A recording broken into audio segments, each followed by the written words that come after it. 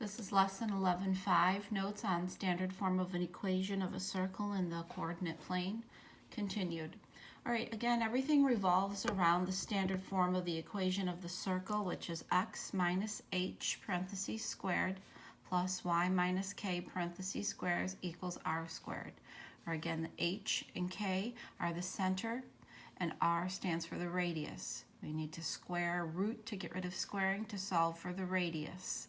And then the number here needs to be r squared.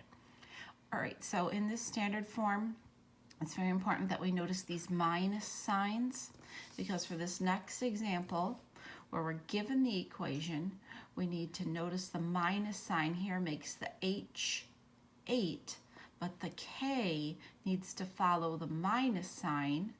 Since there's no minus sign, we've got to think of like this as two negatives. Two negatives make a positive.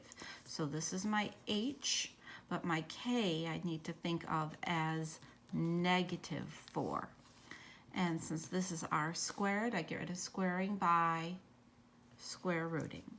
All right, so the center is going to be 8, comma, -4, and the radius is going to be the square root of 49, which is 7. If that number were not a perfect square, the square root of 49, then what I would have to do is just put it in simplest radical form, or perhaps just leave it as the square root of 50. Okay, then the next series of questions are going to ask you to find the position as a story problem, and the position actually is just a fancy word for the center. So all you're doing is the same thing we have been doing, finding the h and the k. They're just going to call it the position. And then they're also going to ask you to find the range of something like a signal being shot out from a cell phone tower. And the range is really just the radius.